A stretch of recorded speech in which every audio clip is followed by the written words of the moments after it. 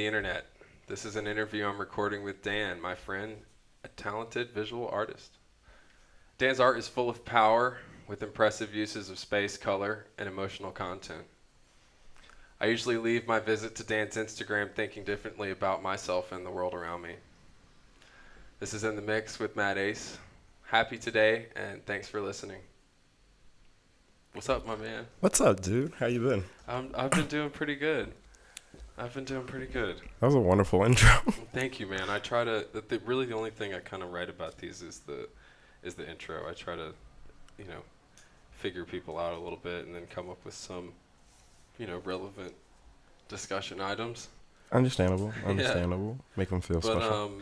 I kind of like, I try to keep it relevant and, get on stuff that's going on. Do you have an opinion about Frank Cella 2023? I do have opinions on Frank Cella. That's crazy. That's first off, I'm a Frank Ocean stan, so I will defend him. Unfortunately, yeah. Did he do? Was that high art? Was that just a beautiful performance art from the mind of a tattered genius? It's something in that vein. It's definitely someone that I think that something we struggle with in this generation is dealing with the fact that artists don't just make products, they make practices and they go through processes. And so sometimes when you have the expectation that an artist is going to perform, if they don't come out, then you burden the artist and you tell them off and stuff. But if I heard correctly, he was explaining part of the reason he hasn't been out in the public is because his brother passed. Right. And I've got a younger brother. I've got an older sister. If any harm happens to them, it kind of shuts me down, unfortunately. Right. It takes me a while 100%. to move on from stuff like that. So, I'm a sensitive person, so he has my empathy and sympathy. I get why everybody's pissed, but you should be more mad at Coachella because Coachella's expensive as shit. Not mad at Frank Ocean because he can't necessarily process. There was something about that always rubbed me a little bit the wrong way when I saw that he was going to be headlining. Because I said, man, he hasn't had a new album in forever. It's really just this. He kind of garnered this, backpack online persona in these last couple years, with some crazy viral stuff on TikTok and this really his stuff became kind of retro and vintage and it's whatever. It's crazy to hear that he's considered retro, considering for us that's the present, and that's something I'm contending with is the future has already happened, and so I will defend Frank Ocean probably more than other people, but that's just because I've been there since the Channel Orange days. I've been there since all of the other mixtapes and stuff like that. Yeah. So it's just been a part of the foundation of my life mixtape, my life soundtrack at the end of the day. So I'm more defensive, but I also feel if you make a good enough music body of work like he has, then it's worth defending. So oh, I definitely think it's worth defending. Also, other people do stuff like that. I think Gambino did a similar thing with his Coachella performance where he was teasing an album and had a quick album release close to it, along with some other promotional things. It's if you're a Coachella headliner, it is a great moment to share with people, but also it's Coachella ain't everything. It's really not. Although if I could get to Coachella, I would very much. He was supposed to do 2 nights too. Mm-hmm. It just seemed, and I watched some parts of it, and it did seem really the set was really cool. He had all this analog hardware on stage, and the dancing did seem like something was missing. There was supposed to be an ice rink, apparently, right? Apparently, ice skaters, ice rink. On that note, the conversation on that's very weird. But also just I don't always understand why we're trying to have everything happen all the time. If I came to see Frank Ocean, why the F are there ice skaters, to be honest? Yeah. It's a cool feature, but I came for Frank. Man. He's still really young. I mean, he's how old is he? He's about 30-something? 30-something? A little older than us? Yeah. I think... I've always referenced him kind of in the same... it's weird. Those albums that came out, in 2012 were so, monumental to me. Channel Orange and Good Kid, Mad City. For some reason, those were just, I'm why did those come out in 2012? And it kind of...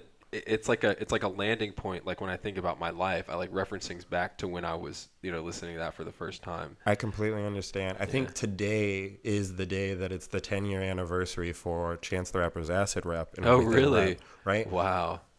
when I tell you that my freshman year, that was like the ending album for like me and all of my peers, or a lot of the people I was like really close with. Like we were all just playing it all the time and just rapping along to it, going everywhere in Atlanta with it. Yeah. And it's crazy because he changed drastically for it, for better or worse, depending on who you ask. Sometimes better, sometimes worse.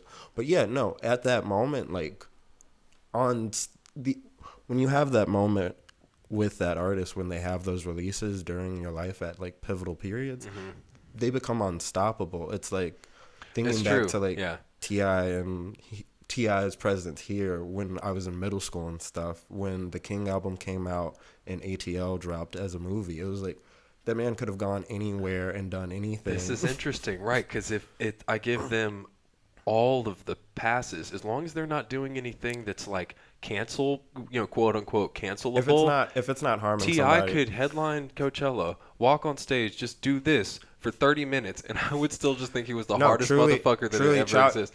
Right? That's the difference between me right now and childhood me. If you told, that would probably be the thing to break childhood me's heart more than anything, is me going back in time to be like, hey, you've got some heroes right now. Enjoy it. They're not gonna really go out. Because man, there's this thing that's gonna happen. You're going to get smarter, and then you're going to realize adults don't have excuses for being bigots, and it's going to break your heart because some of your heroes are. However, things like this, like my opinion on art is usually fuck it. Like you are allowed to do anything, whatever you want. You can do the stage, the performance stage is sacred. It's yours, and it's not up to anybody else to tell you what you can and can't do on the stage. 1,000,000%. Right? Like you're literally getting paid to be there. You guys are watching me do my job, and then you're gonna act like I think about this all. And my job, that doesn't have a job description, right? They just signed you up to sing songs, and I think about this all the time. Just said, fuck it. Like, I have enough friends that have done music and explored music, and I think about this all the time. When you perform music, to a degree, you can play towards the market. You can make things that people want to listen to. You can make what you think people want, but you can also make what you want, and you can do anything right now as a musician. If it works out, then you technically just made bullshit up, and then from there on, people just like give you so much for it. When I was in high school, I went to Odd Future's first concert here, and Left Brain did a stage dive and kicked me in the face, and I celebrated that for years. I feel like I'm still celebrating stuff like that. People forget that Frank Ocean is Odd Future, and Odd Future started as a bunch of bullshit punks that didn't really care about. People always forget. I feel like he's Odd Future. Like. That's the funniest part about everything is people forget people's foundations, and people forget like. They just expect them to be this. Like, people pick the moment where they identify with the artist most, and then when they don't do that, then they get upset if you don't respect the fact that it's the artist. Man, I can't wait for Taylor Swift to drop a trap album. I would love to see it. It's so funny because childhood me would hear that and be like, ew. But right now I'm like, yeah, if she can do it, do it. That's like, did you listen to the new Lil Yachty album where he was singing? Haven't listened to it. Dude, I think shout out Little Yachty. Shout out Little Yachty's family. We're church members. Oh, really? Yeah. Nice. I grew up with him. His dad is a photographer named Shannon, and he's been one of my biggest inspirations and favorite people that I grew up with. He was friends with my uncle, and he's a photographer and just very active in Atlanta. Excellent. And anytime he would do stuff, I would just be like, you active. And I grew up not necessarily sheltered, but I grew up very present in our church, and I didn't really like do much outside of it. I'm now realizing as I get older. So he was someone in my eyes where I'm like, you're good enough at art where you got out. Like, they keep talking about art like it's a hobby, but like you're an actual artist. You're not just doing this as like a thing. Like, that's you. Have I heard the album? I've heard parts of it. I think it's really good. I need to sit down and like take it all in. I love that.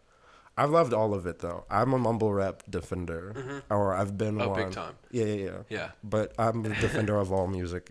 It feels like his production on the album is really, really good. It's like so. It's just really. I mean, it's kind of overdone. It's like definitely not like held back. Like, so much of rap has been minimal for so long that like hearing like a maximal, and we get that a lot with like the Travis Scott, like all the synths and stuff. But like Oh yeah, Travis Scott's great. Big But like Days Before Rodeo, man. If you play that, oh I man, will lose yeah, it. yeah. I mean, he's got something about Travis Scott, and like their sound is also like their like what you see, like their visuals and like their album pictures, and you can kind of like hear the album, like when you could like it's him with like a 21 Savage, like you look at the picture of album, you're like, oh man, that shit's hard. I know it's gonna be hard because I see how hard it It's is. very, Like, it's very like, it's very in sync. It was yeah, very it's so in interesting sync. He's and killing wise that. in the beginning of Little Yachty's career, how committed he was to having the conversation about what he was doing and how he like understood like he is a brand. The Little Boat identity at the time was a brand, and he needed to like be committed to it. And it's funny because like he didn't get a lot of respect for it, but if you talk to any other artist in their field, if they tell you that they're learning through like committing towards like an idea for a while and then they're going to grow off of it and build off of it, you'd be like, oh, that's spectacular. Like if a filmmaker was like, yeah, I'm doing like these like art pulp noir films and like a black and white. It's like, wow, oh, he's so incredible. He's like pushing boundaries or whatever. But you know, depending on what you do, if you get people love shaming people off of stuff that they think is easy, but I think it's similar to like certain like abstract art or certain like sculptural art where people are like, that's just a toilet. I'm like, yes, and there's more to it. If there is more, if you have the argument for it, then it deserves to exist, in my opinion. Something about modern art, which I think is, well, for modern art is really interesting because what I always considered modern art is now no longer modern art. And that is weird because but it at the same time, if it was released today, it would be considered modern art because some things are like timeless. Like there are these like timeless designs that just really don't like uphold for some reason, that just kind of like can, be repetitive and redone.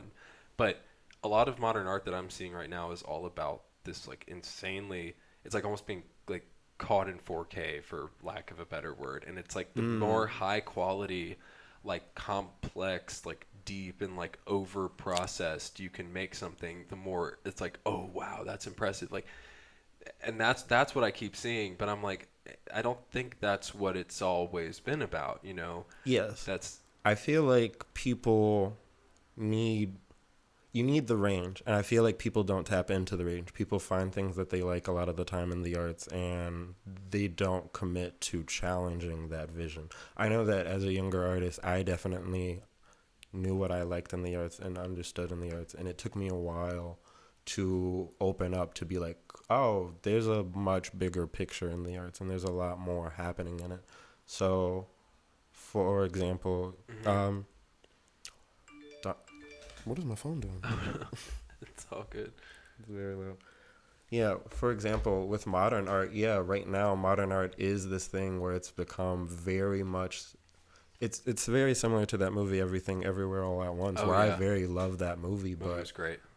That's such a specific piece of art, and unfortunately the current art market encourages people to follow niche things like that. So like that isn't given the space to just do that alone. Unfortunately, it will have imitators. It will have people that will tap into that like narrative form and try to use it for themselves and use it with like lesser intentions at the end of the day, just recognizing the success of the form and how you can use all of those tools, but not recognizing. I was just about to say something that's so iconic about that movie is how it was almost written with the use of like incredible editing and like post-processing written into the script. Like you can't have, a hot dog fingered thing unless we know that I can get a realistic looking hot dog world, and we can whatever. Like there's so much pre-planning that comes into that much like post-processing to be able to like write it into the thing. Like that's really impressive. Exactly, and that's my big critique of like AI art. I haven't seen anything. It's a tool to me. So when it's people very flat. It's very flat. It's very flat. It's very one-dimensional. It's very much people proving that they can have it's very simple. This is the thing for me. Like when I'm watching, like, or when I like, because I've generated a couple, and they're just kind of boring. But like when I'm thinking about that, I'm like, okay, with an artist, and like with you, it's like, okay, so you're making a painting. Do you ask AI to make a painting? stop halfway through and change the whole thing to something different. You know, like do that process as a computer. Won't do it because like, you know, like make this and then flip it around, and now I want you to look at it from the back, and now approach it from that way, and now actually delete the first half, and flip it around and do that one back, and it's like that's my big critique of AI is flat. It's flat, and by flat I mean it doesn't have feeling, so it doesn't have fear. It's not scared. It's not happy about the result. It just makes the result, and that's nothing to me. And unfortunately, like with art, for me, it's like art is a lot of emotions for me. It's a lot of processing, and it's taken a lot of life to become a better artist. But like every day something happens, and it makes me change how I'm doing art. If I just typed in answers and then got back stuff, I don't know. It's kind of shallow, but I get why people are using it because it's a good starting point. But I've yet to see somebody, for all of the people that are very impressed with AI and what they've done with it, I've yet to see anybody do something where I'm like, oh yeah, you don't need to go to art school.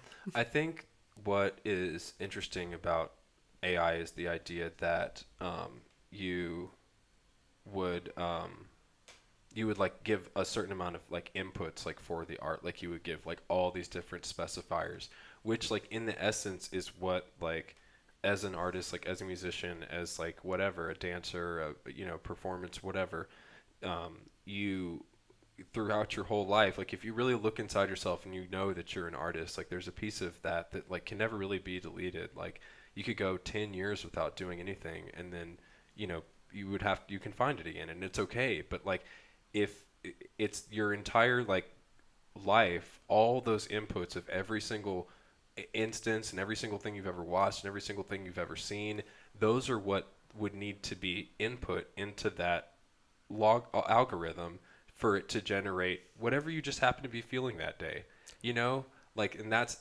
then it would maybe work. But like you would need an insane, like that's why we're the best machines or whatever, because we have like these abilities to like process and, so like, much more. You have all five.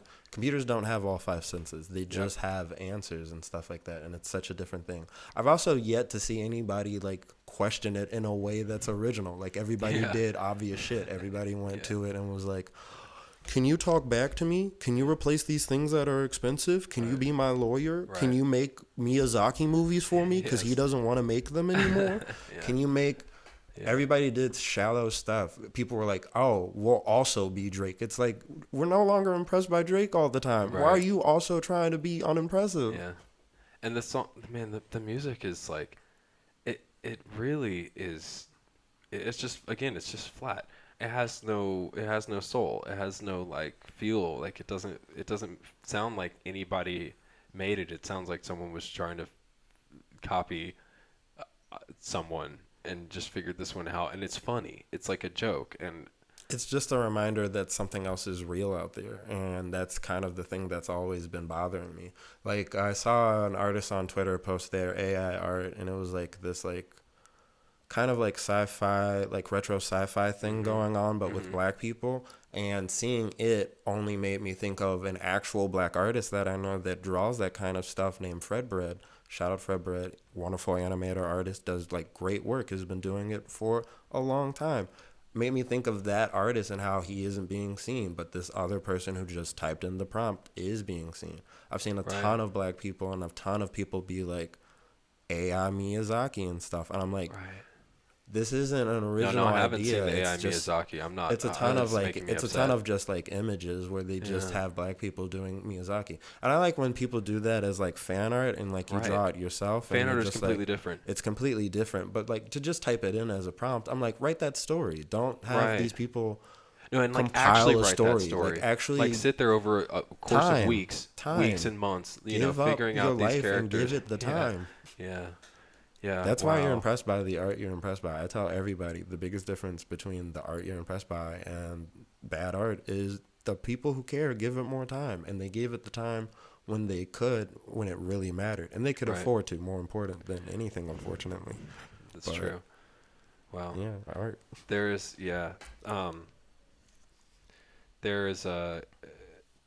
so the kind of really high quality over, as if everything needs to be observed at the size of a billboard.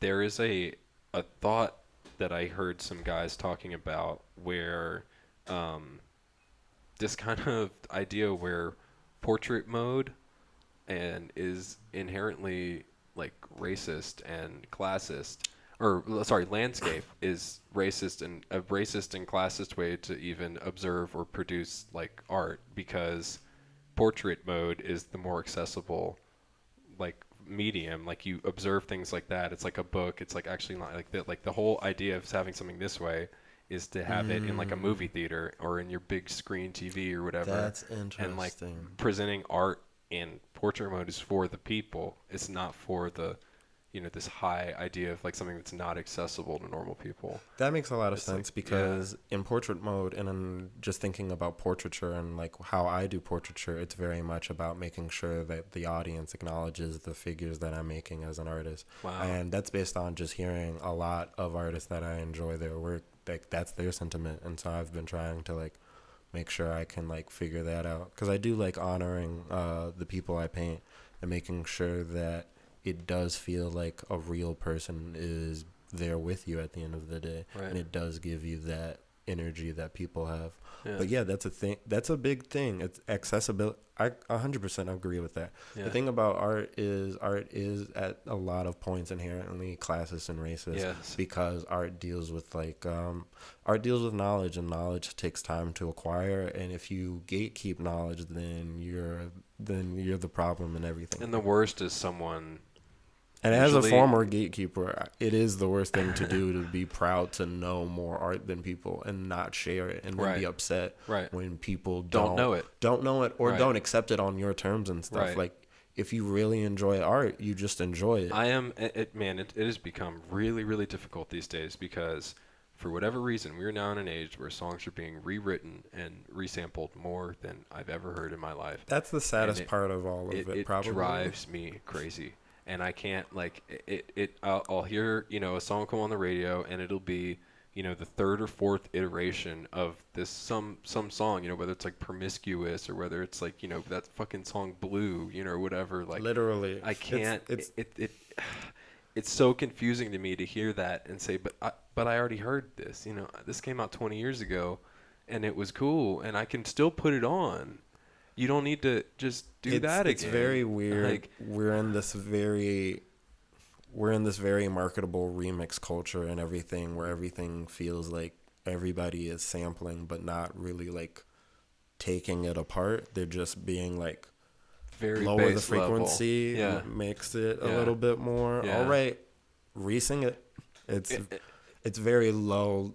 I don't know. People's imaginations aren't at a high frequency. No, they're not. It feels to me like we're just like someone figured out that if you can offer the person that wrote the song in the first place less money than you're gonna make on the, you know, the release or whatever, the remix or whatever, then you can get it and get the rights for it, and then just go for it and have this, you know, this hit that you just smash into people's faces. And it's like, it's a very different music game right now. It's very hard being a fan also, just because like I'm a crate digger. I like looking for deep cuts. I like looking for music. I don't like, and I'm not trying to be contrarian, and I know this very much sounds very like hipster and contrarian, but also just like the way my parents raised me was to explore more as an artist, and to just explore things like that. My parents aren't necessarily artists, but they love art, and they were very encouraging for me to like figure it out on my own and stuff like that. So I did figure it out, and when I found what I liked, I didn't know this stuff was going to get popular down the road and everything. I just liked it at the time. I didn't realize inherently as art gets older, more people will find it, and then it just gains more. It snowballs. It's the snowball effect inherently. And I have been trusting, and this is weird, but I've been trusting the YouTube algorithm to recommend me deep cut music, and just like really just vibing off of YouTube is probably the place I play music the most, actually. Yeah. If I'm being honest, because it's just I love music videos. I will watch music videos while I paint for hours and stuff like that. I'm a big fan of watching. We were talking about Everything Everywhere All at Once, Yeah. and part of the reason they could do all of those edits and were smart for it is because they're former music video directors. They did the Turn Holy Down for shit. What music video, That actually. makes so much sense. There were so many shots in that film that were like rhythmic. Yes, Like it's it was so like boom, boom, boom, boom. That and is it an was like- element I was like, haven't acknowledged. I love the rhythm of that movie. Yeah. And It I'm has- going to grab that one. I Yeah, have not taken please. that into film, thinking about rhythm and pacing Definitely, in film. But yeah. rhythm in film is definitely an element. because you can hear it when you have cuts in a video.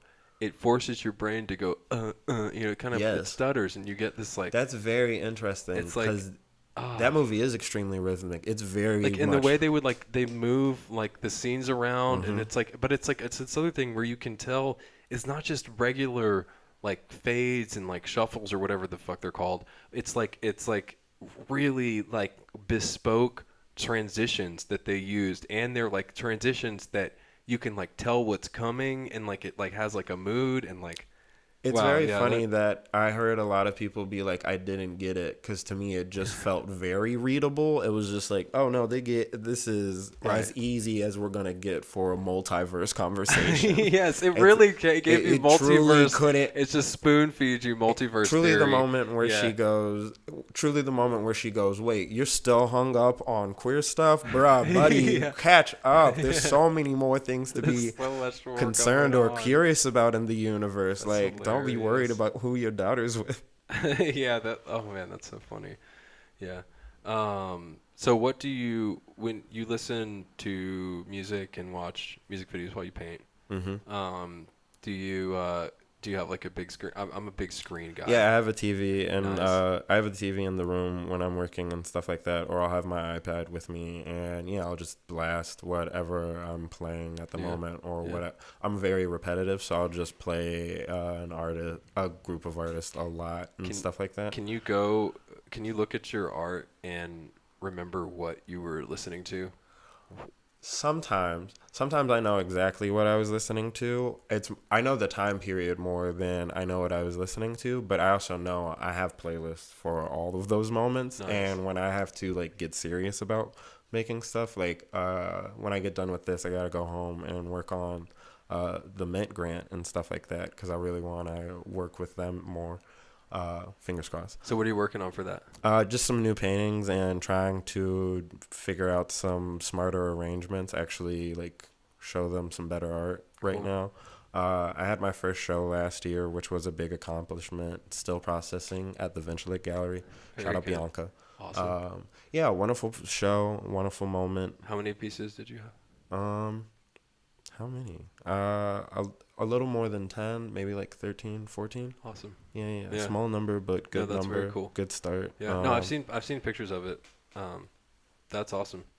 Yeah, it was very game changer and stuff like that. Yeah. But yeah, so I have playlists for when I get more serious in the art and when I have to like go down that rabbit hole, but it's just compilations of everything. When you're working on stuff like that, when do you stop? Because I mean, I've seen your art, and it's like I don't know how to. It's kind of like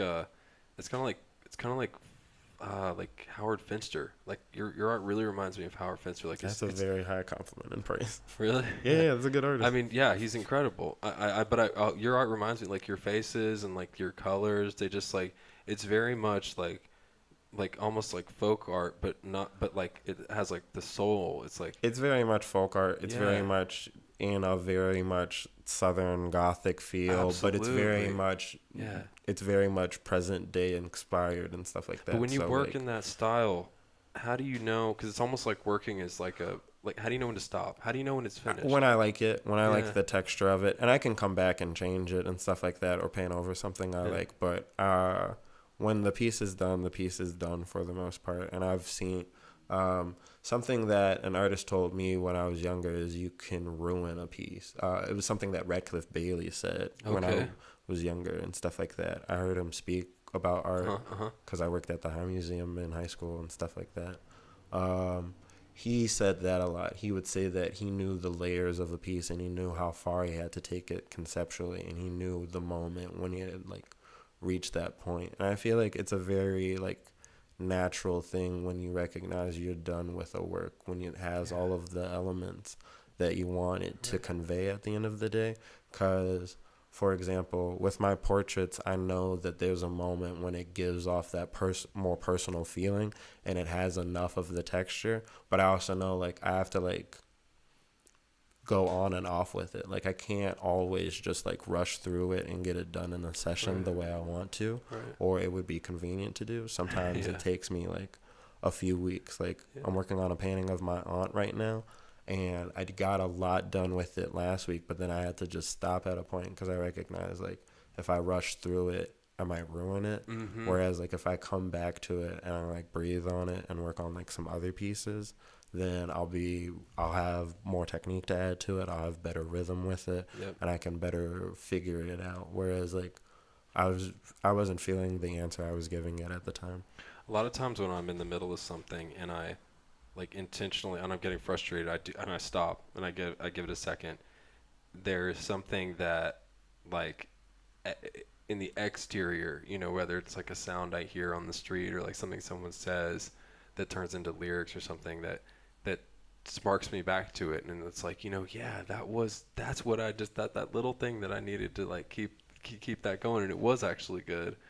I would say nothing has benefited me more as a painter than the fact that I've done a little bit of all arts. Mm-hmm. So I can receive information from any artist talking about their practice and receive positivity from it or gain an understanding that I can then apply to painting. So that's why I play music and like watch music videos and like listen to people talk about their art practices or like their intentions as artists, because it will make me like think about my own and like interact with my own in different ways. Like I'm a big video essayist guy. Okay. I love watching people talk about film and like break down like the intentions of filmmakers and like mise en scène and like the history of film. There's one called, what is it called? Royal Ocean Film Society, I believe. Okay. And he had a video called Pushing the Process, and he was discussing how he couldn't make video essays the way that he had been doing it, because the way that he had been doing it to him felt like it was becoming stagnant in a very linear like communication process of like doing research, writing the video, and then just like editing the video. And so when he had this like epiphany and stuff like that, he just got real abstract with it. He started making like physical cutouts and like changing the way he would like show the information and like the graphics and stuff.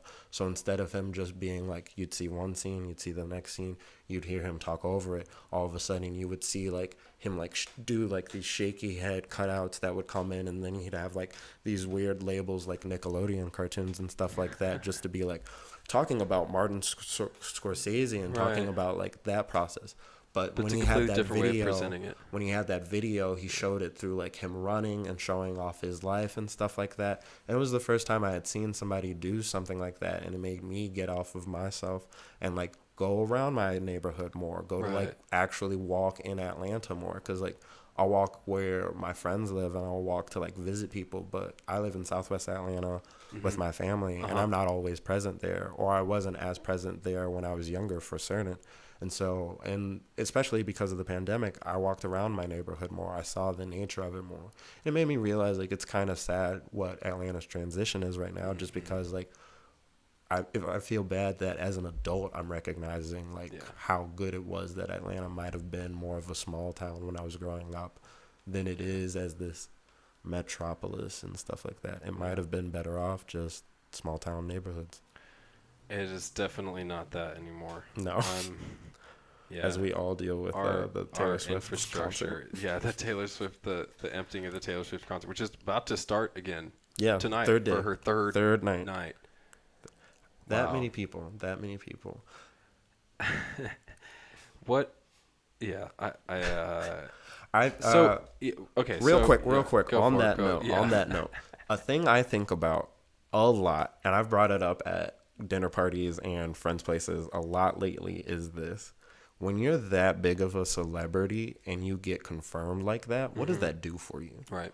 So like, we all got mad at Kanye for all of his bullshit and stuff, and I'm not denying it was bullshit. It was bullshit. But I also went to the Yeezus concert, and when I went to the Yeezus concert, we all were like, that was a religious experience. This was also before he was just doing regular religious songs. We all went to this concert. Right. It was just so wonderfully arranged and subjectively wonderful art and confessional. Right. Is this the one? This is the tour where he was wearing like the face mask and like alone in the center of the stage with like the beat.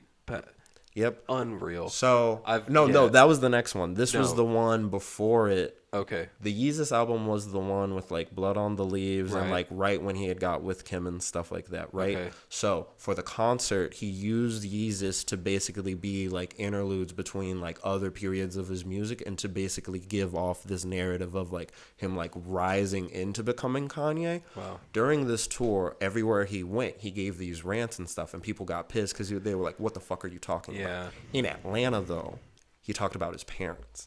And he didn't give a crazy rant. He just talked about his parents in Morehouse and Spelman. And he just talked about like how they were educators and how he like had reverence for them and how he has reverence for Atlanta and respect for the city and stuff like that. And he gave this very intimate Black conversation that we all left just being like, I'm proud to be a part of this city. Yeah. My friend Sean bought it for me. Shout out Sean. He bought it for me for a birthday gift. So I got to go to that concert and experience that without spending a dime. Mm-hmm. But yeah, stuff like that happened throughout all of his career. I know I tweeted that night, thank you Kanye and stuff for that concert. I needed that. That confirmed me. I'm going to be a better person off of that.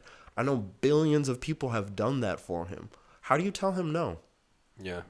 How do you tell people like Taylor Swift or Jay-Z, those celebrities that have crossed that Wu-Tang Clan, you know, thinking about people in the 90s and then how they were confirmed in concerts, it's like, yeah, they were hailed as gods. Truly.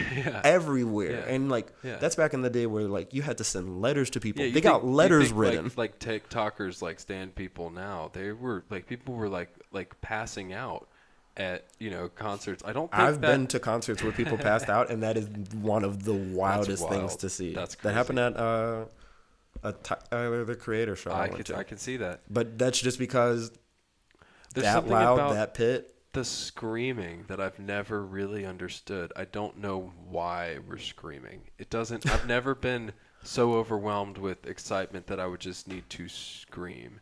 And it's very like... I'm a screamer, but I'm also a mosh pit guy. Yeah, so, no, like, but I do it off of punk stuff, but I also agree 100% with that sentiment where I get excited for artists. I do love seeing a musician, but I've never been... Nobody's larger than... One exception. I saw Anderson .Paak in person after Afropunk. He did like an entire live set. I don't know why. That man had the healthiest energy I've ever been around a person. He does seem really cool. It was very weird to walk by that man. He said hi to everybody. And I was just like, why are you positive? So positive, like, man. He's always smiling. Man. His, when I last saw him, like a couple years, not actually saw him, but like he popped up when he was like randomly drumming for the Super Bowl performance, and I was like, this man is the happiest I've ever seen. Just totally fake, not even mic'd up or anything, just like faking drums, sitting there just going really. I mean, well, that's how the Super Bowl is, but that doesn't matter because that doesn't matter. But just like that positivity, I tell people all the time, I'm trying to get to a place where there's nothing but love in my heart, where I can just.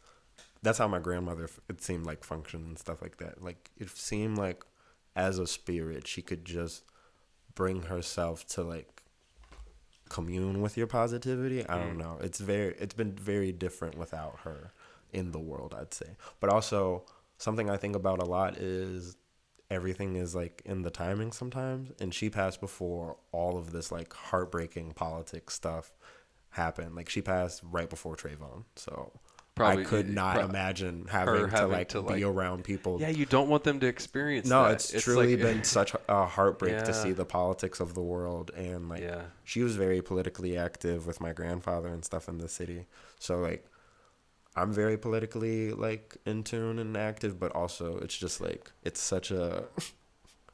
It's such an odd thing to be politically aware. Like, if you're politically aware enough, you understand so many things are very serious, but very complicated. So, for example, Martin Luther King had a dream that we'd all come together. Martin Luther King Sr. had a dream that Atlanta get police. And that's the compromise everybody from this place has to deal with is that tightrope of acknowledging you might want freedom, but your parents might say you need police. It's really the balance, man. That's like yin and yang. It's very complicated because darkness without you can't have darkness without light. And it's not to be, although politically I feel like, yeah, get rid of police, but also we don't have the infrastructure to allow for that. I know plenty of people that have been harmed in ways where if we couldn't have called the cops, right, I don't know what would have happened. And it's so unfortunate to have to make that compromise, but it's happened enough in my life where I'm just like, I'm so confused. I'm extremely confused because there have been times where I've called the police, and there have been times where I've wanted to call the police, but I've not called the police because I know that if I call the police, it'll make the situation worse. Yes. And that the situation is this bad, but at this point it's only this bad. And once I introduce an idiot with a gun, now it's really potential. And I've had enough experiences where you have the range of it, unfortunately. It's not just one note. It's like, you're having a breakdown here. Let me call this dude. He's got a gun. Let me have this dude.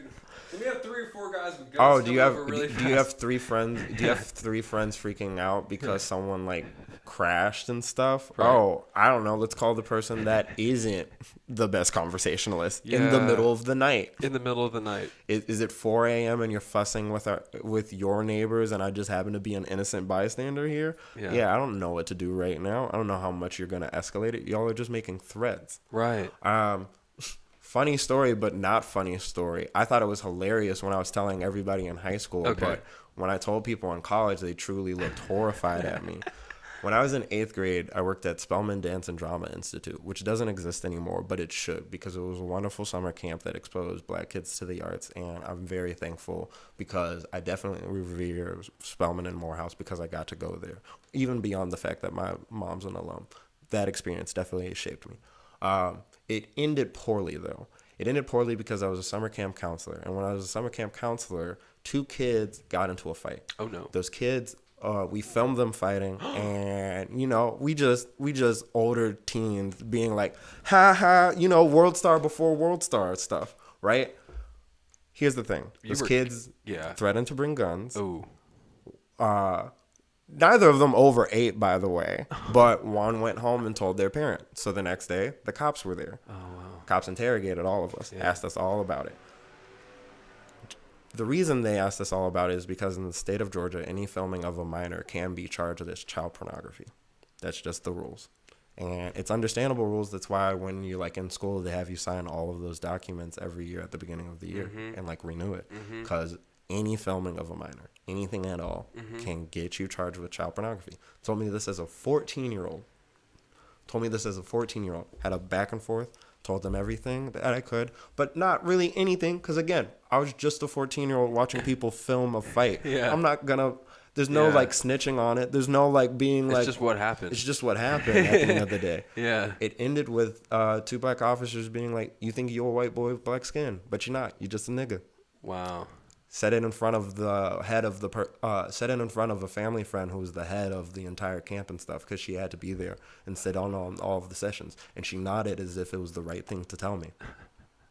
Just makes no sense. Completely shaped how I then navigated life and everything. Yeah. Whether I want to admit it or not, definitely made me more cautious and more prepared to defend who I thought I was and things like that. And it later led to me getting asked to let go because they called me by my brother's name instead of my name when they were thanking me once. And then they were like, "You have an attitude problem." I was like, "You're not calling me by my name. Yeah. It's not an attitude problem. It's literally me asking the bare minimum." And you guys are just in such a position of confirmation and elitism where you don't value people as people just because they're younger than you. And that's always been a thing I've contended with, where I'm like, if I was as old as you would value what I'm saying, and it pisses me off that you want to dismiss it because I'm younger. You can heap on all these things. Yeah. So many people would give me advice out of context where I'm like, you're telling me this, but we can't complicatedly talk to you about who you are.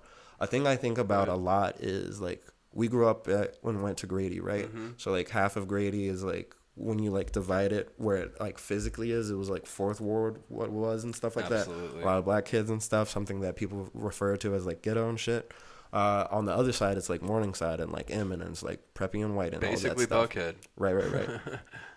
Darn, I forgot that point. Point I was gonna make. I had a point about all of that, and then I got lost. What were we talking down ageism? Right. So I had a lot of like family friends that would just talk you down and like tell you about Atlanta and tell you definitively how to feel about things in Atlanta. I had a lot of family friends that were police officers, and they would be like, "That is not a place you want to be. Those people are not worth being invested in, and they're deplorable." Right. And they had much pride in telling it. As I got older, though, it's very complicated to like accept that advice, because at the end of the day, you know, if you're a police officer, whether you're involved in it or not, if you're a police officer in the 90s, you know, you were there for Red Dog policing, and a lot of people are traumatized and scarred just by knocking that doors down. policy and that thing. I have a lot of friends where they've made music literally about the fact that it took their families apart and it ruined their lives to a degree, whether it like is the direct thing that ruined their lives or just something that like tore a family apart for years. And it's like, it's complicated because that's how they saved their own families and took care of their own kids that I grew up with. And when older people have things in their life that have like shaped their perception of like where they live and like what they have to deal with, and it is important, but they find it like really critical to pass down those experiences like verbatim to, you know, their immediate family. You get to pick. It's very hard to critique anybody that has to deal with like bringing up youth and stuff, because you're just doing the best with what your tools are. Right. But unfortunately, like, progress will continue to happen. People are ahead of you and stuff like that. And if you're not listening to people, then you get left behind. A thing I think about a lot is I was a weird black kid. I was a black man that had a lot of questions about his place in life. And nobody told me to read James Baldwin.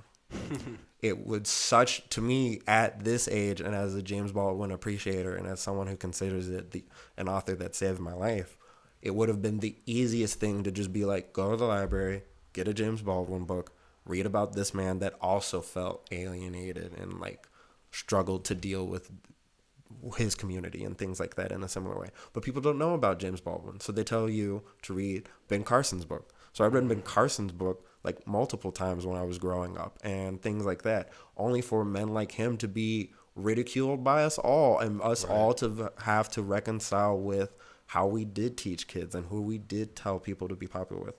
A complicated joke, I think, to tell in the future, but everybody is you're gonna have to deal with it at some point. At some point, your children and or your grandchildren are going to ask you about Barack Obama the same way we talk to our parents and grandparents about Ronald Reagan. It's like, how'd you allow that to happen? Charm is not enough. He should have done more with the policy. It should have like produced more culture or something, and yet it was just another president. And it's not to be like, screw you for not doing more, Obama, but it is to be like, unfortunately, more didn't get done. Yeah. And it is. Here's a crazy thing. This is something that I have been really trying to like delete from my like vote, like the way I interpret like things. So when you have like someone like Barack Obama, it's like, he's the first black president. Oh, okay, wow, that's incredible. Okay, well now you know, he's the first black like X, the first woman X, the first like whatever. Okay, well, why is it the like detractor of what their accomplishment? Like why is whatever we're applying to them the more interesting part? Like, it's really not interesting. Like, his blackness doesn't make it interesting to me that he's president. That's why that's the point of that. Like, that's the point of that Ronald Reagan comparison. It's like, he really was just another president. He was a Democrat. You were a Democrat, and it's good. It's better than you being a Republican. But he did also, less bad than a Republican. But it's like, his blackness. It's still not. Black it still Superman doesn't add to a net positive of the world. It does add to it's security theater. So it's definitely like the idea that things are getting better and the confirmation and feeling of it, but it's not proving it and it's not showing it or acknowledging the discussions that people have about how to improve these things and stuff like that. It's having popular conversation instead of having critical conversation. Right. Yeah. And it's that's just the deep bigger leaping issue. along the issue. It's just being like, oh, I see the problem, I acknowledge it. It's not necessarily doing anything about it. It's like you could do, in my opinion, it's very shallow for me to say because I'm not involved in these communities or circles, or I'm not participating in this process. But to me, to be braver in everything is so easy. To take the moment to be critical about having the power that you have and being in the positions that you are, and just recognizing if someone says something that is wrong or just or unjust or unfair, and it's gotten me in trouble before, but I can't help myself. But I'm probably going to get in trouble for some of the stuff I've said today. But also, I know it's the right thing to do. I know it's the right thing to do, and I cannot help myself. And there's been like times where I've almost lost my job because I've, stood my ground on something. I lost that job because of it. I worked at a place called Cafe Hot Wing in college and stuff like that, and there were protests that I went to in New Orleans and stuff like and everything. And I had a friend cover for me, and I worked for a few more weeks, but I got let go. And at first, when she was like, "This is your last day, I'm letting you go," I didn't really do much. I was just like, "Okay, cool." I came right back angry though, thinking about it, and I was like, "Why'd you fire me? Like, what's going on?" Yeah. And her quote was, "Shout out Annie." Your quote was, "You weren't desperate enough. I needed you to be more desperate for me." And I was like, "You're only paying me $750 in a place where it's like income needs you to have at least $1650, and it's like 20 something now." But I cannot accept, and like as an artist, I know you get this too. I cannot accept that any job that I work would require me to actually give of. Unless I'm a doctor or I'm like a pilot or something. Like I don't care. I'm not giving of myself entirely. I'm not doing it. It's pissed every job I've had off. It's pissed they don't job. Like to hear it. I'm on Do Not Disturb right now. I could give less of a shit. Every job I've had is very upset with the fact that at the end of the day, I'm only here because of capitalism. I'm here because I need the money. They don't offer me anything other than capitalistic like materials at the end of the day. It's like, unfortunately, I am a developed enough human being with enough. And I understand that I need to exchange some sort of good for a service for your goods, which is the money that I need to buy food so that I can go home and keep playing music or painting. I don't really, because like, I need to eat. This is crazy. So travel. If I could afford that without you, I would never invest in all of the job. Let me think about that. Let me not say all. I think I've maybe had 2 jobs that I genuinely wanted, and the rest I've just had to put up with. Here's something that I figured out that has kind of helped me actually develop like all of this that we're dealing with right now, like it or not, like for better or worse. So, like I work a job. I work kind of like this boring corporate job, and it's terrible. It's awful. It's really. I completely understand. I'm there because I'm very helpful to the company, and I don't bullshit, and I get things done that I need to get done. But recently, I realized because I took about 5 or 6 years off of music, and I just didn't do it, and I kind of got into cars, and I, started working at this company, and recently, I have changed my mindset because I knew I needed to work on my music every day. I knew I needed something to drive me to work on my music every single day. And if I didn't, I just feel really terrible. And little things like, even coiling up my computer cord in a certain way before I leave work, like tell me, okay, well, it's going to be docked in there. So that means you have to. So when you look at your computer again, you're going to wonder, whatever. But so a couple weeks ago, I told myself, you're not getting paid at work anymore. You're now volunteering at your 9 to 5, and your paycheck is going to be for your music. And so every week when I get my direct deposit, I pretend that it's for the music I've done that week and the work that I've done every day after work when I get home and work on music for 2 to 4 hours. And so it forces me to be more productive, because if I go a day without doing anything, like literally anything, I could just shine all my lenses or organize all my cables or whatever, or actually write some music. But it forces me to hold myself accountable, because in my brain, I can just trick myself and say, well, I'm getting paid to do this right now. I'm just helping out this company on the side. That's just me hanging out at the office. That's an interesting trick. That's a good trick. And yeah, I mean it. It's yeah. I mean that's just what it's it's weird. But it's like because art is like if you start focusing on the money, it just makes no sense, and you just lose everything. You start trying to get on your social media and get all these tips and start doing it. Just it's so stupid. You can learn so many. Such a waste of time. There's so many people. Shout out to everybody, but also fuck all of y'all. There's so many people that make money and have entire careers off of telling you how to better present art, and it's like if you would just shut up and get off of the void of like information, I could just show them art. But unfortunately, like you keep talking 8 of you are advertisers for the same chicken sandwich, and you're all telling me how to better film chicken sandwich. And the chicken sandwich is a metaphor for all of it. So it could be a chicken sandwich. It could be a vegan wrap. It could be bikes. It could be cars. It could be skaters. It could be models. It could be all of it. And here's the thing. All of that has been happening. Every person that acts like they're original for taking photos of women in bikini models also have to talk to all of the Tumblr photographers that thought they were original. And then also have to talk to all of the like perverts that work for Playboy and stuff like that. And all of the like ways that we've invented these like methods to produce art. And it's like, unfortunately, a lot of the foundations for our methodology as artists are shallow, in my opinion. And that's what pisses me off when I'm just like, you're an artist, what is your practice? What did you do? What is the depth of it? A person recently approached me asking me to work with them. I think they were asking to like be a consultant with my art. And I thought, as a consultant, you will provide legitimate information. So you'll provide information about the market. You'll provide information in terms of understanding like where we should pivot, who we can talk to, just specific information. They told me to get on TikTok. I was like, I've taken a social media class at Georgia State literally before you got out of high school. I don't need that kind of advice. I need you to tell me, a man named Lewis. And Lewis is looking for this kind of artist for the Zuccotti Gallery. I know that there is a legitimate place called the Zuccotti Gallery. I don't know if they got a guy named Lewis. No, I'm saying there's things like that. It's like they're real I'm going to keep doing me until someone pays me an enormous amount of money to go away and just make music and come back with something good or not. I can take the time to make.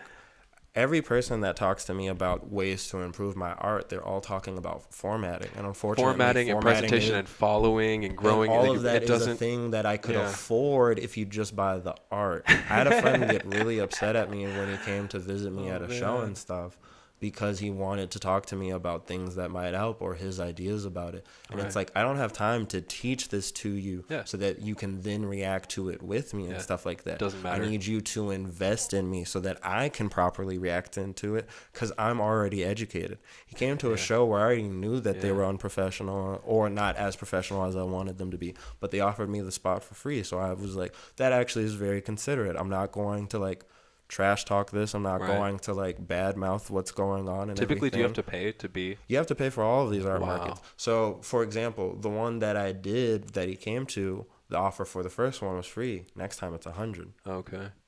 So that would have been more than all of my profits for the night. Right. And I had to use my profits just to get home. Right. So it's just like, it's not necessarily worth it to do, unfortunately. And that's been my case for a lot of them. And the reason that's my case is because I stand on my price for the most part, but also people be like, you should stand on your price, but I'm not going to pay for it. And that's always a hardship to deal with when the arts, because compliments are great, but compliments don't buy sandwiches. But art is only... But art is so... Art is worth the... I see a lot of comments on like Reddit and like music, like the music subreddits, and they're like, how much should I charge? How much should I charge? I'm like, well, you should charge as much as someone is willing to pay. 100%. And own that shit. My advice for everybody is like, don't be scared like me. I'm a scaredy cat a lot of the time when it comes to this money stuff, because I don't like thinking about it. I'm like, how do I feel about money? Give me enough so that I can go back and survive. Give me enough money so I can give it to my folks and not be like feel burdenous and stuff like that. If you're not offering me that, then it's all a compromise in the first place. And that's the upsetting thing about the arts. You have to wait for someone to pay what you're worth, and you have to still produce at the end of the day. You cannot sacrifice. You can't slow down just because you're not getting paid. You can't sacrifice like your like original intention that brought you to the art just to get, you know, TikTok views, like you were saying, or get like, no, you know, and also all of these things are very easy and shallow. Like, unfortunately, it's like, why aren't you on TikTok? Too easy. It's too stupid. I think don't want to do it. We brought it up earlier and stuff like that, talking about just like technologies and stuff.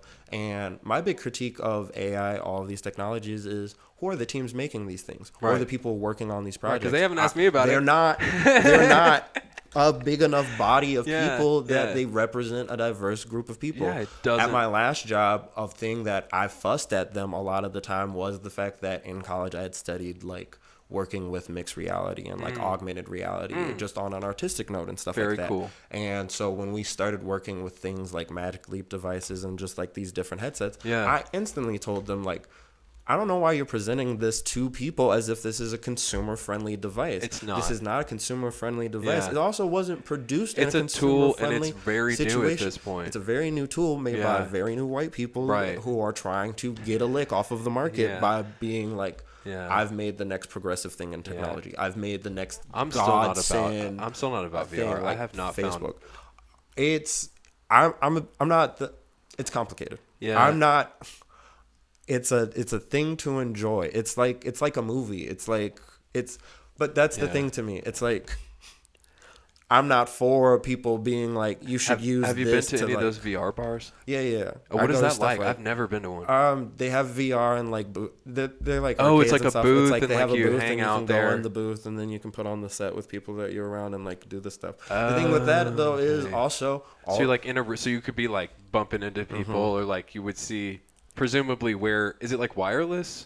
They're wired to a TV, so like imagine like someone just has like a cubby for a living, like multiple little pockets that like, people go in, put on the stuff. I get it. This is for me. Like I see stuff like that. I get the unappeal and I get the appeal. I'm very much someone who feels like we need better. This is the issue. The issue is the people that are pioneering technology make it so unattractive. Oh my God. And it's so hard to have discussions about what the state of technology actually is based off of who is like being the loudest person in the room, because unfortunately the louder advocates aren't the people doing the hard work to make it happen, and they also little startups and shit. They're making it unattractive. I know that, for example, and shame me all you want after I say this, I love NFTs. I got into NFTs because of African people. Pause. I found out about NFTs because of African artists, because African artists were making their careers more prominent and gaining more notoriety in 2019 and in 2020 through using the blockchain and through presenting one-of-one arts to multiple collectors through NFTs. It's a great way to present yourself. You found like a little explosion of African artists that were just there's a ton of people. Holy shit. That's why I said that thing about Taylor Swift earlier, because that's where that thought came from, because tiny pocket of success, tiny pocket of examples of what NFTs are doing, but save their lives. Yeah. So it's like changed it 10 maybe 10 to like a couple 100,000 examples, not millions, not billions of examples of people using it for the better and stuff like that. But enough people doing it and sustaining their lives with it to know that it's a bigger international thing. Unfortunately, the American narrative features so many scam artists and people that used it the way that we always use these market things in America. Right, it's to completely be expected. It was so expected, and it's just like you guys just don't want to be accountable, unfortunately. Like, you want to I know make they had that that FTX thing happen, and there are plenty of people that encouraged it all throughout the market. There are people on MSNBC, like that guy that always is like encouraging, like telling you, like the Mad Money dude. The Mad Money dude. I know he talked to him about it and encouraged it. I know that the guy on Shark Tank encoured him and everything. Yeah, and Mr. Wonderful. I mean, there's so many. I have some clients at work that lost so much of their money because we have a lot. I'll say it this. doesn't. I love the idea Dude. of NFTs. I love how it's producing like pockets of culture throughout all over the world that are coming together to like figure out how to progress things like art and technology. I just know a lot of the bigger players are giving people a bad taste in their mouth about what's happening. And the people, something that people in NFT culture say is that they're in a building period and stuff like that. Like if the market isn't working with them, then you should be building and stuff like that. And if you just hear that on a surface level, it's very shallow shit. But Yeah. when they explain it, what they mean is like, we've been here long enough to know that investors are going to leave the market. Right now they're like doing a lot of shiny things to look popular, but Okay. when you do things to look popular, unfortunately it's not sustainable. So like if you really care about it, you should go home and build. You shouldn't worry about the money. You shouldn't worry about anything that's coming What through. is the future You should of build with people that are like- trying to figure out how to make these technologies more progressive and healthier. I'm interested in NFTs because I saw an angle to talk to people about making healthier alternatives to social media. Right now, I hate doom scrolling. I hate how I'm involved in Wait, people's what is lives. doom scrolling? When you just keep scrolling on Instagram, or when you just and keep without scrolling even on just stuff, like not even thinking about it, not even recognizing where you are. I love Yeah. Thundercat. He has an interview that he did when his he's album great. Drunk came out, where he Okay. was talking about how we're involved with our phones and how like you'll be on your phone and you won't even look outside and recognize how much like land you've crossed or like how many Yes. spaces you passed. Like Yes. in the past you would look out the window, and not to be like, oh, in the past we looked out the window, but you have no reason to look out the window when you can notice the world in your hand. It's like that's why I'm like, any complaints you have about VR, it's the same complaints you have about your phone and stuff. It's just none of these things are being communicated as if they're lifesavers and stuff like that, but they're just another tool. And unfortunately, you don't need every tool. Like, to me, Right, a but cell it's- phone like this, I have an iPhone 10. To me, an iPhone 10 is like having a chainsaw when you just need to cut paper. Yeah. For a lot of that's people, true. it's like That's having a very chainsaw when true. you just need to go home, buy some scissors, cut some paper. I was gonna say when it comes to like VR or you know, even like digital, like really over the top like digital stuff, I like using it as a tool has been something that like was kind of a shifter for me. Like I'm in the middle, well, kind of always in the middle, but working on this like kind of visual like thing for my music where it's like kind of programmed or whatever.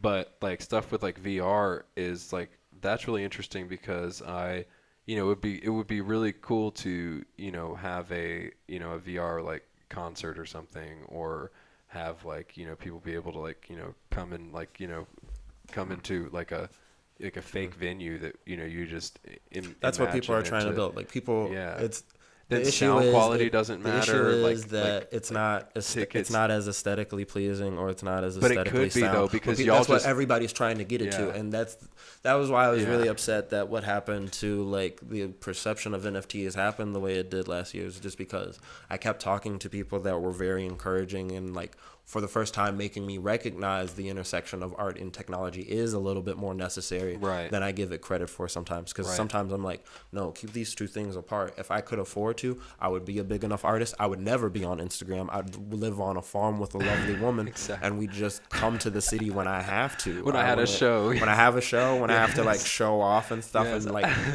earn the money for the bacon and stuff. Yeah, I do that. But then I would immediately Go back to the farm. go home, 100%. be home with Yeah. my peers. Got my I studio already- at home. I It's have wonderful. enough. I have enough friends that I deeply care about Yeah. already in my life that I don't need to be a part of this like popular I'm rat race not that I feel like interested in a it at lot all. of people I know are. And I know interested you in. just understand the same. It's like the only thing that frustrates me isn't that, you know, millions of people aren't lining up at my door. It's that whatever I'm doing that I think is my creative outlet isn't somehow, you know, deemed worthy enough by the world to give me a paycheck.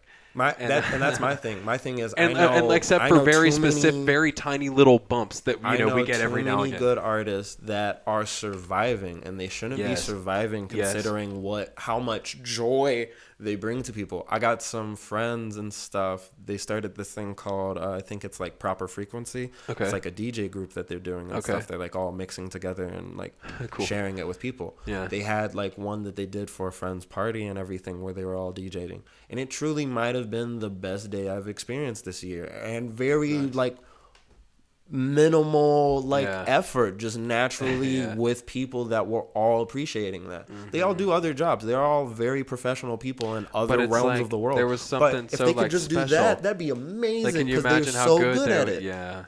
It's things like that. But there's something there on the other side, dude. It's weird because at the same time having that thing, having that aspect of your art where I can't make my living off of it, makes it have to be so good for me. It's like, but it also it's very complicated because I definitely know that being hungry makes me know I have to be a better artist than if I wasn't hungry. But I also respect art enough to know that even if I wasn't hungry, I would still be attacking this from a hunger state. That's right. And I know that that's upset previous partners, unfortunately. But I think that makes a long lasting artist. That's what we see in this quick change era of the 15 seconds of fame has now become half a second of fame because that's also the difference between us and other people and stuff like that. And this isn't to be upset at other people who are like this, but I know you're like me where it's you've always been the artist that you are. Right. You've just been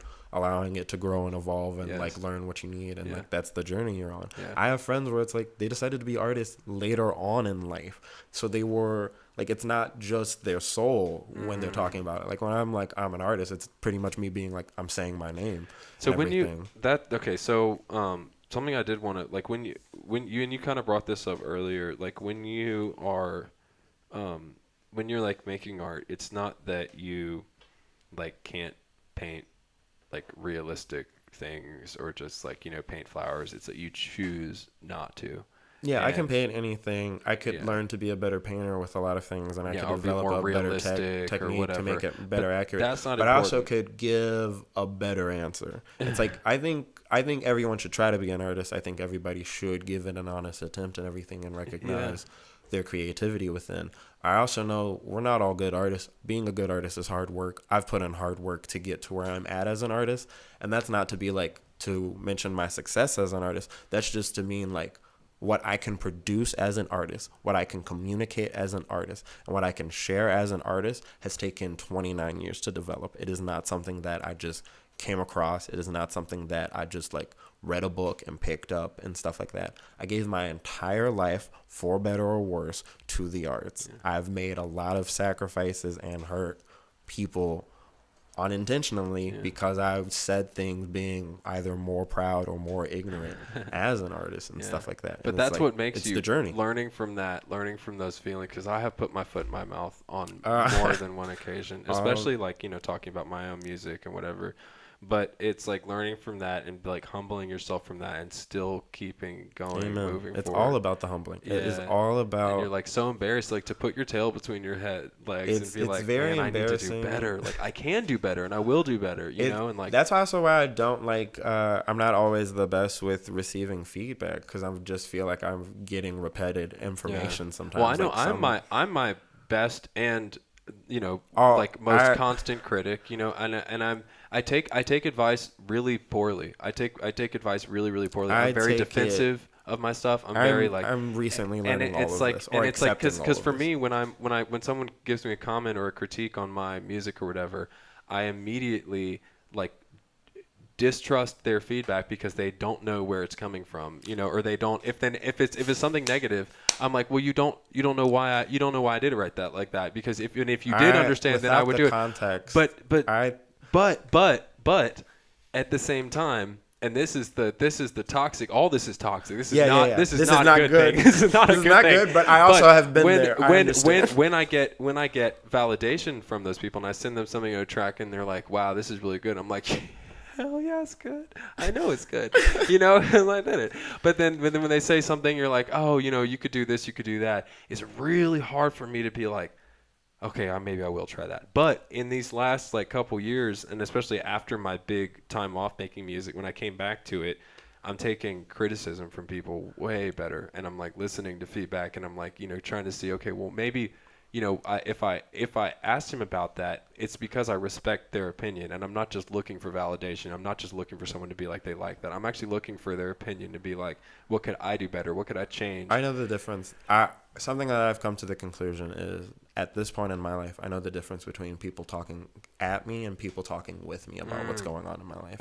So I have a lot of friends that will, because of the way I am, and because the way we're having this conversation is very direct, very honest and stuff like that. And that is how I'm like when people ask me stuff, but that's on them being curious. That's not on me just going out everywhere and being like, I had a gallery show last year. I can paint like this. I also have done all these things. Yeah, it's like when I'm asked about myself, I'll talk about myself, and I have a lot to say, but I've also lived a fuller life than other people. And this isn't to be like, I've done more than y'all. It's just to be like, when I was in high school, I was a stand-up comedian. I also hosted my high school talent show and did chorus and all of those other things and acted. After that, I went and made films with my friends and stuff like that. So I've seen the highs and lows of working in the film industry. Yeah.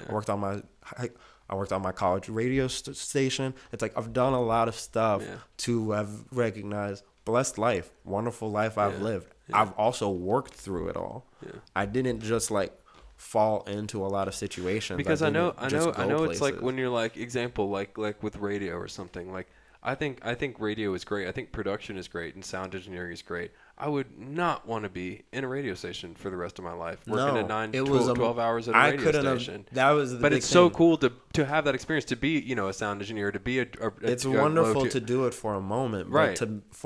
I tell people all the time, like, I have to do multiple things in the arts. Like I have to be considering multiple positions in the arts, because to just be one note just feels very easy to me. And not to be like it's easy, but it's like, of course it's easy. If you sit down, focus on something, and you focus on that alone, you will get results at the end of the day. It is inevitable. People ask me, and they say, well, are you like, oh, well, what do you do? And I'm like, I'm a musician. Like, well, what kind of music do you make? I'm like, what does musician mean to you? And they're like, well, do you play guitar? Yes. Then good. For you, that's good. If that's what that means, then yes, I play guitar. And then that's good. And it's like weird. It's like, well, I don't really know what we're talking about. I might as well just say I'm a performance artist. And now you're going to think more of what I'm doing. It's going to be more in line with what I think that I'm doing. For me to just say like, one note of my artistic practice ignores so much work I've done as a person. Like, and that's like, my girlfriend will get mad at me when we're talking about people, and they'll ask me about my art, and I'm just kind of I don't know. Everyone in my life is happy that I had this art show so that we have something directly to talk about, because before it was just kind of being ethereal, very either ethereal or like too direct. Like, until I could hand my parents a CD with my name on it. I was very happy to be like, we're at a gallery show, but we didn't sell like I wanted to, so I couldn't be like as proud, because like nobody's ever. Like I don't. Yeah, you can't even like. But it's just it's hard to. There's nobody. I don't even want the money though. Like, I just want enough to continue the practice, and I know that's all everybody wants, and that's the heartbreaking shit. It's like, but it's not, because you can see, and this is. Oh wait, no. I more so mean in the way that I try to cultivate, and I don't validate artists that aren't real artists. Like, I'll tell everybody, like, you're doing a good job, continue what you're doing, sweetie, and stuff like that. But I pull real artists, like I'll probably pull you to the side after this and be like, no, all of this was really great, but I love your music. Because I do like your music and your practice more than other people. But this is what's crazy, because I was gonna ask, like, when you look at art, or when you look at like whatever. Like, I'm the same way with music, where I can kind of like see through it. Like, I can see underneath it, and I can hear the layers, and I can hear the process. And sometimes, which is really weird, and this has been weirding me out, I can hear the program that the song was written on. Like, whether they're using Logic or Ableton or like GarageBand. That's why I don't like shallow advice. That's why shallow advice pisses me off, because I can see it already. Really, I can see through everything. I can see all the layers, and so when I'm like approaching art, like, it needs to blow me away, and that's when when it does blow me away, it shivers down the spine, and that's when I'm like, fuck yes, like, for example, saw the movie Nope last year. Oh, shut the fuck up! I shut the fuck up. It was so good. I didn't have anything to say. Everybody around me was like, "Oh, it's this, it's that, it's this metaphor for how people are getting taken advantage of in the industry." Yeah. I was like, "No, that monkey beat the shit out of somebody," and then we watched an alien plane, and it was all great. Keke Palmer's a wonderful actress. Yeah. All like it was. It's a comic book movie. When art is It's a great, comic book when movie. art is It was great, just great you don't art. need. I don't need your fucking explanation. I don't need. This is so your take above is, you. Your take is shallow. I need him to talk. Shut the fuck. Yes. Like Yes. It's like, yeah, I was there, dude. I saw. I This saw that. I I totally get how you saw that the people are being taken advantage of in Yes. this industry. Congratulations, you made a surface level observation. Shut the fuck up and let the real man talk about what he made, because he can. Absolutely. He's still alive. Man, We're not. Nope was incredible. It was a great movie. It's second favorite movie of last year, but that's just because I'm a sucker for that Everything Everywhere All at Dude. Once. That was my favorite. Those two But movies also, those are just Man. also concepts I enjoy. Those are things I Jordan enjoy Peele, that though, I'd is, like. Jordan Peele is like, I would like to My talk to that claim guy. to fame in college or a little bit after college was the fact that I texted people the plot twist of Us based off of the trailer on Christmas. I was like, and that was the moment where I was like, I'm done over analyzing film, because I was just like, I went and saw it with a friend and I was right, and I was just like, fuck. I mean, but I do the same thing. Like, we'll watch like the first like 10 or It's always 5 in the minutes of a opening. movie. It's in the opening. And I'm like, oh man, he did that, she did that, they did that. It's And in then the like, you know, an opening. hour and a half later, like, But that's she'll also start the looking at me like difference. this. And I'll go, what? Oh yeah, they're figuring it out. Yeah. No, yeah. It's like, I've had partners and friends get mad at me over just basic doing observation. art, just because it's not hard. It's Accidentally not spoiling. hard. It's not hard for No, me it's to not. recognize and stuff like that. And then part of it is just basic because I'm a connoisseur of art, and because I am like hungry for finding deeper cuts in art and looking for those things. You miss out on a lot of art, and you miss out on a lot, but you learn a lot from the things that you find and stuff. So like, for example, in high school, I did like academic thon and stuff like that. Barely helped out and stuff. But the one point I got us was about Shintoism, and recognizing that Shintoism is the practice of knowing like all objects and all things have like some life force.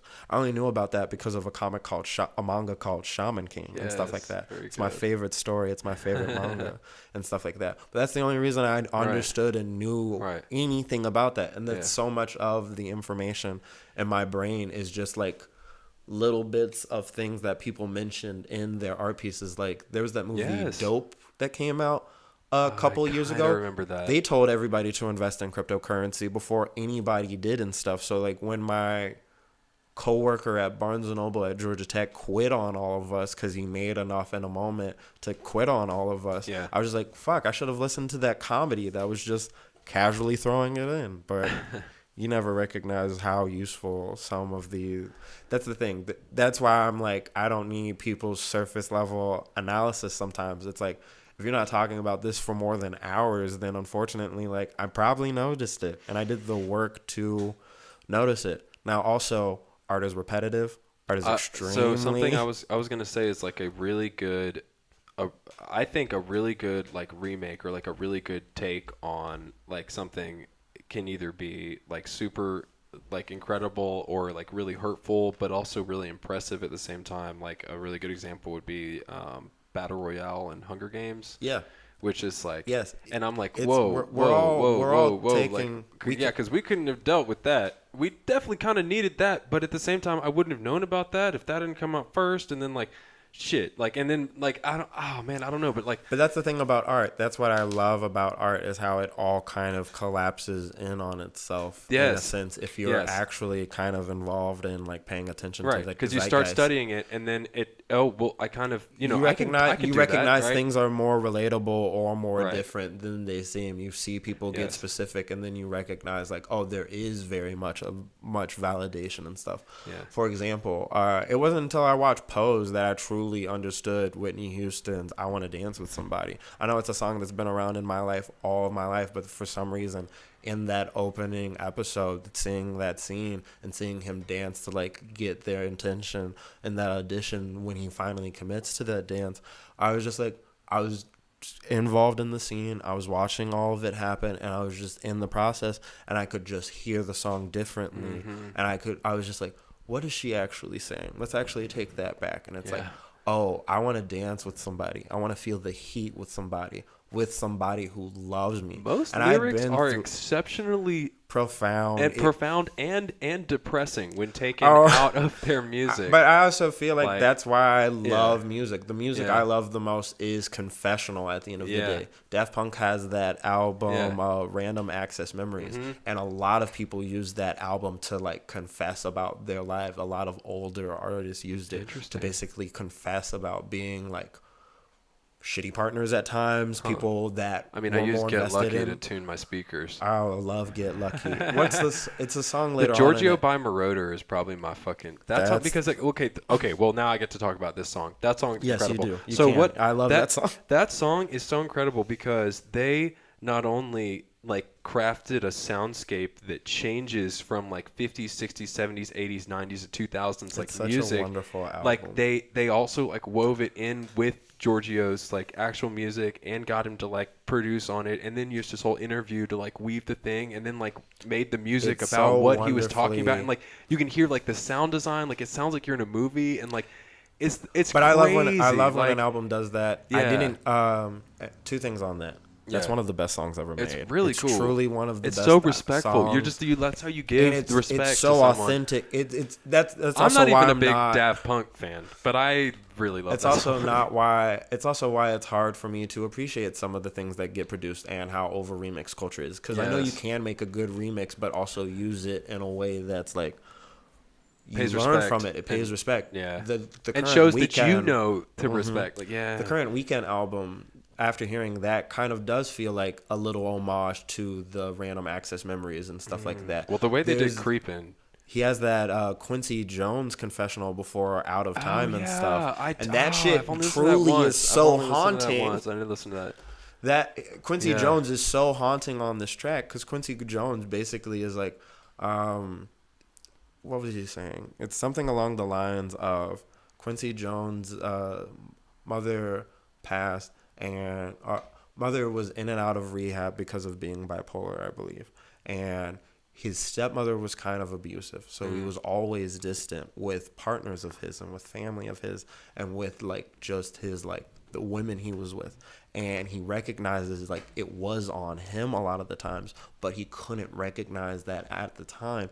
And there's nothing he can do about it now. Jesus. And it leads into this song called Out of Time, where that's all The Weeknd is singing about. It's so beautiful, but it's so heartbreaking. God. And you know, if you want that out of your art, it's there, but you don't have to take that from art. Wow. My favorite thing that a musician can do, and I know the difference between great music and like good music is, I don't always get great music the first time I hear it. We've talked about a couple of them, like Travis Scott, for example.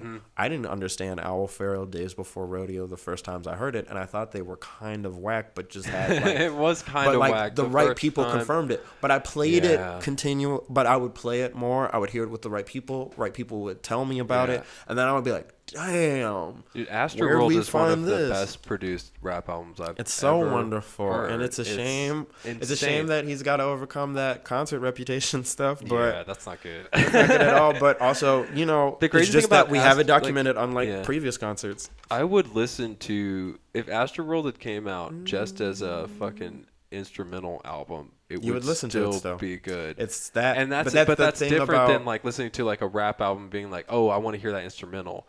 Like, it's the difference between Astroworld, the music, the better producers like Metro Boomin and stuff like that.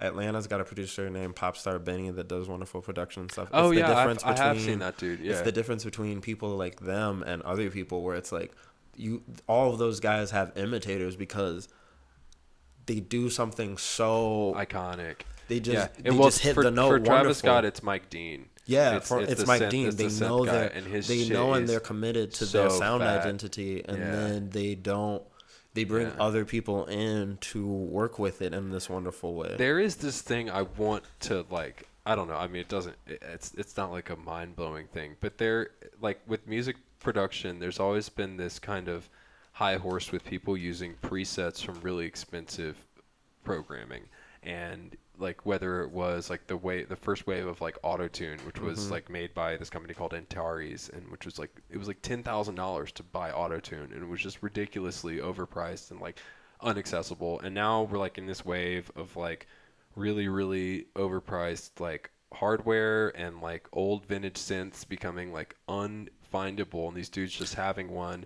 And That's then the like most heartbreaking part about. yeah, but it makes their sound like really, really iconic and very like, oh, I want to copy it. But then at the same time, it's like they can only do it because they just like have that like really expensive synth, and it's like, well, My biggest concern in the arts is, and the thing that we do need to be the most critical about is like, what is the accessibility at the end of the Right. day? It's like, right, would people make more if they had access to more? Of course they would. And acting like people, something that me and my best friend Marquise get into an argument about, or we got into an argument about when we were younger and stuff like that, is I would very confidently like put my foot down and have an attitude about people doing stuff that they can afford. It's like, if you're doing it, it's because you can afford to do it. If you make these decisions, it's just what you could afford to do.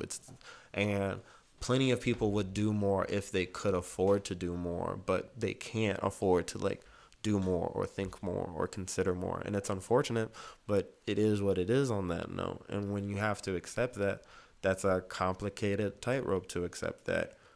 Yeah, a lot of people are going to make trap music. Why? You profit off of trap music. Yeah. You profit off of marketable things. A Yeah. lot of people are going to go to the Taylor Swift concert, get on Facebook.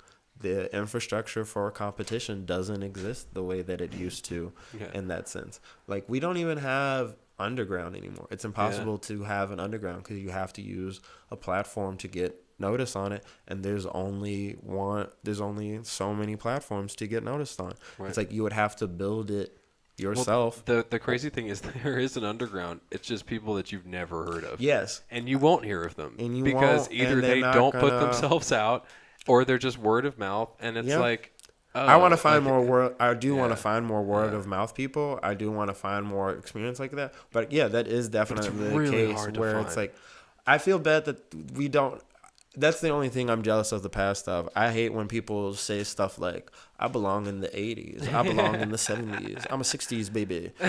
Stuff like that is very silly and shallow to me because you can do all that stuff now if you like build the community and talk to people about it if you really like it that much. Yeah. And everything that they had back then that they were using to make that art is now more accessible, way more over the top, There's easier so to many use. people- like, there's so many people that we you have revere no and admire excuse. based on their current state. But I'm like, the thing you admire about them is kind of the past, unfortunately. Yeah. And if you were critical about that, then you would help more people produce that. Like, we love Outkast, but we don't think about the fact that they're Dungeon Family. They literally were making that in the It's someone's parents' basement Yeah. and calling that the dungeon because Yeah. they all had to be in Yeah. there like a dungeon. Yeah. And it's like, that's Yeah. not good I heard circumstances. Andre say that he would get mad because he would come home from school and Dre Big Boy had rapped over his part of the cassette That's deck funny. or whatever. That's He'd like clear funny. one that he didn't like. He But like see, found a that's what I track. He mean was by like, "Nah, that's I'll what I redo mean that by shit." accessibility. It's like, if you can get technology, which isn't easy to get, Yeah. it's way harder than I like to consider sometimes. Yeah. But if you can get it, I mean, you can start making stuff that you literally had to. Yeah. It's just such a different. It's still inaccessible, but it's so different how, if you could get access on it, how much you can do with it. That's what I meant by cell phones are chainsaws in the hands of most people that just need scissors, because I feel like a lot of the times all you really need with the phone is the camera and the phone calling. But even with the camera, people don't recognize, like, you have these cameras that get higher quality for higher pixelation, but as far as that's concerned, that doesn't really translate to like eye-to-eye visual with like the camera or like your television and stuff. What that really means is like you can see those details when you like blow them up, like when you print and stuff. Right. So like right now, your iPhone's taking like Way higher quality. way than higher quality you photos even than need you'll to see. ever need. Doesn't and they matter. every year tell you it It's does it better even and better. better and And it's better. the same thing that it's the same sentiment I have with the filmmaking aspect. A thing that they always advertising with iPhones is you can make it more cinematic. You can make it your life more cinematic and film it. But that's not what people want. What people want is to remember the moments that they were a part of accurately. And that's way more difficult because life is just way more fickle than you want it to be. Yes. I wanted to film my friend performing the other day, but I wasn't in the front, and the people in the front were moving along with them. So anytime I tried to like catch a glimpse of it, I got the crowd more so. And it's nice to see like them doing a good show, but I wanted to be like, I caught your expression for a moment. And that's nothing the iPhone can offer by enhancing the product and stuff like that only would have been a better shot had I gotten a better position, gotten there earlier, and then been prepared to take that shot, or worked with the crowd more. It's something outside of like the progress of technology. There is something that people see, like like you show up with like an old school camera, or you show up with like, you know, you have like a whatever, like a speaker system set up, or you've got like an old school easel, and you know, like a bunch of like stuff that is like old school, like weird, like, you know, I set this up myself, like I did it myself, you know, kind of thing. And it's like, whoa, like people, and they're like, whoa, like how do you know how to do that? Well, because like this is what I needed to do to get this done. I wish or people else I felt wouldn't more be able to know how to do my art unless I knew all this shit that goes in the background. You're mixing paints and all these different kinds of like oils and all these different kinds of paper and all these different kinds of like borders and wood and all this stuff. And y'all gonna act like it's just like I just paint.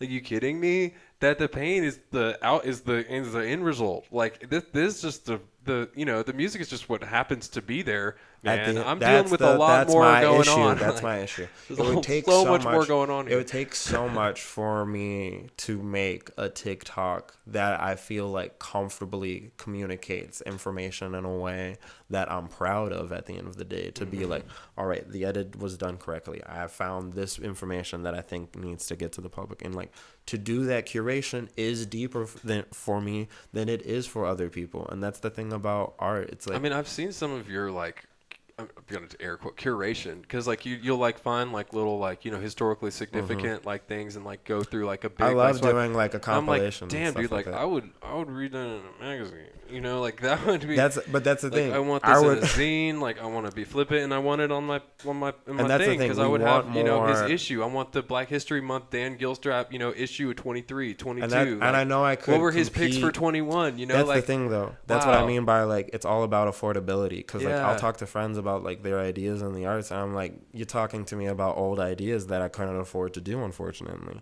you're asking me about things that I'm not dumb. I know how to consider things. It's just I don't know if it's the best thing to afford for me right now. And I also know that sometimes I get encouraged to like get in the game instead of getting in the game well. And people don't recognize like making a bad impression. It doesn't matter when you do it. It's possible to do. And the moment you do it, you're a worse artist, and you can't afford that. The best thing you can do as an artist is turn down a gig, because if you turn it down, they will always have that level. You don't say yes to everything, and if you say yes to everything, you have to say no. Like you say no, you're wow. He said no. Ooh, okay. Ooh, wow. Okay. You have to say no to things. You have to make choices, and that's the big thing that I want to encourage people as an artist. It's like you have to make choices at the end of the day. You have to recognize like, sure, you could, like, for example, the big critique I have with TikTok is we know that there's an algorithm, and everything is built off of algorithms that are looking for popularity. Right. Popularity is built off of American culture, based off of American producers, which means it's based off of like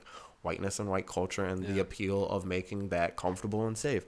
I ain't here for making people safe at the end of the day. I'm not safe. Right. And every day my hometown becomes a more unsafe place, in my opinion, not because of like things outside, because of factors outside of the people of Atlanta's control. The people of Atlanta aren't the loudest voice in Atlanta anymore. It's the viewer of Atlanta. The idea of Atlanta is a more powerful thing than the actual people of Atlanta right now. True. And even the people of Atlanta are invested in preserving that idea, making sure that idea progresses. But a lot of people have not thought about at what a cost. I went to a MARTA meeting where they were talking about MARTA's expansion. I happened upon it going to visit a friend. And I was like, hey, I got to call you back. I got to go see what they're talking about, because they don't publicly talk about this. And they don't try to tell the public. And that was the big critique a lot of the people at the meeting had, was you didn't really try to tell the public that y'all are progressing with a lot of these things. And y'all have us involved in a very surface level way. I think they said they surveyed 14,000 people, like 10,000 for It's like one like out that. of every. And that was like, Yeah, and then 2,000 people. when they said that, I did the math in the meeting, and I just told them right there. I was like, that's 0.005% of the population of Atlanta. It's like, you can't tell me that that's a representation of people if it's such a small pocket. And it's like, that's what people act like. People act like smaller bodies of people, or like a few definitive loud players in the game are what make up the thing. And it's like, no, everybody is a part of it. If you're not recognizing the competition, it's because they've done a lot to silence it's not for it. the people. Marta's never been for No, the Marta's people. not for the people. No. It sucks. It's not for the people. I don't know how you can make it for the people other than to like, but also like everybody doesn't want Marta and stuff. It's just complicated. It's like so weird. Marta's one of those things where I'm like, the solution is just making it good. But to make it good, you would have to convince people that it's a good thing, and people are selfish. All right. Well, we're about to wrap up. Wow, we're almost 2 hours in. Hey. What have you got going on next? I'm working on some paintings. I'm applying for grants. Right now I'm trying to bring people together to work on like larger scale art projects and figure out more productions and stuff, just because I've worked with a lot of people. I've worked for a lot of people in just a lot of pockets of art, but I've also just been to a lot of things and I'm bored and I'm unsatisfied and I'm struggling to go outside, not because I don't want to see friends and family and like be active and a part of my life, but just because unfortunately a lot of stuff in Atlanta is lame. And that's not me being like, dude, it's lame, bruh, and I'm cooler than it. I'm not cooler than it. I'm not cooler than what's available. Yeah. But we've had cooler stuff available in my life, and I was involved in it already. So I wanted to see things get better as I grew older, and I haven't necessarily seen things get better. I've seen a few things get better, but that's more so on like a punk note and like being like, oh, y'all are like trying to get in the game. I hope y'all win. Yeah. Big ups on y'all. Big ups on like a lot of the people trying. But it's not to be like we have an environment of innovation right now. It's not to be like a lot of people have the tools or resources beyond some of these smaller galleries or smaller like artist collective where I'm like, you deserve the investment. Please continue to innovate and bring better people together. It's just people making popular stuff and then asking celebrities like Killer Mike and Ludacris to show up and co-sign it. But it's not all that bad. No, it's not. There's so many wonderful people. Yeah, and there's so many people that have never stopped doing it, like yourself. And I mean, I think there's something I wrote down. I said, in art, no one can do what you do, and even if they could, they still couldn't because they wouldn't be you. No, you have to be. Something that I'm coming to terms with is if you're gonna be an artist, you're gonna be an artist. It's not always the easiest thing to communicate. It's not always the healthiest thing to communicate, and trying to figure out how to share that with people is probably one of the harder things you have to accomplish as an artist. But also it's worth it. Like, people deserve art. People deserve to be able to experience great feats of art and feel encouraged and feel like they can do it too. I have no respect for an artist that wants to stand in an ivory tower, but I have all the respect for an artist that's like, do you want to beat me? Because you can. It'll happen someday. I'm not gonna be a player forever. I can't do this forever. But until truly someone asks me to cross to the other side, I'll do anything to make art. I read there's this wonderful Japanese manga called Billy Bat, and Billy Bat is a narrative where it's like a remix narrative of world history, and it talks on like the subject matter and like the emotional core of some things, but it like twists like the events and everything. For example, there's a character that is like supposed to be the inheritor of the Coca-Cola Foundation in this world, but they're a metaphor for Michael Jackson. There's an artist. They all follow, but that's not the point. The point is they all follow cartoonists that make media, and the media that they make is basically God communicating to the world, like when dramatic changes are going to happen or when like dramatic players are getting involved. It gets used by a corporation that mimics Disney in the narrative, and they basically use it as a false prophet in a similar way that it's a metaphor for talking about how there were artists that made the art for Walt, but Walt was the presenter of the art and sold it to the people. And our impression and negotiation with what is the true spirit of a piece is based off of a false impression. All of this to say, one of the artists that does have actual contact with the actual spirit in the narrative, he gets thrown in jail, he gets abused, he gets captured and stuff like that because people are aware of what's happening. By the end of the story, he doesn't have limbs. He's limbless. He's just painting with a paintbrush. He's still making the comic. He's just doing it with his mouth. He's just putting the ink pen in his mouth and then putting it into the ink brush, and then he's just making it because he knows he has to communicate the narrative. He knows there's nothing else that matters other than finding paper, as long as he's alive, still telling the story and still communicating these ideas, because he knows it within the narrative world, but within the bigger understanding of what it is to be an artist. You have to guide people. You have to care for people. If you care for people, you have to show them what's real and be authentic with it. And he knows that nothing else matters. And if he has the breath of life, that he's got to continue to provide. So I try to inherit that into art and try to encourage that to people. It's like you're providing something, whether they recognize it's good or not. You know that you're doing the right thing, so you should probably be doing it. Wow. Well, thank you for coming in, man. Thank you for having me. I really appreciate you. Thank you for anyone who has made it this far. Y'all are the real ones. My guest tonight has been Dan, the incredible artist, and this has been a wonderful, wonderful conversation. Thank you for having me. Thank you for listening to what I had to say. Yeah, this was very nice. It's nice to talk about art with nice people. Hell yeah. Thanks, bro. No worries, man.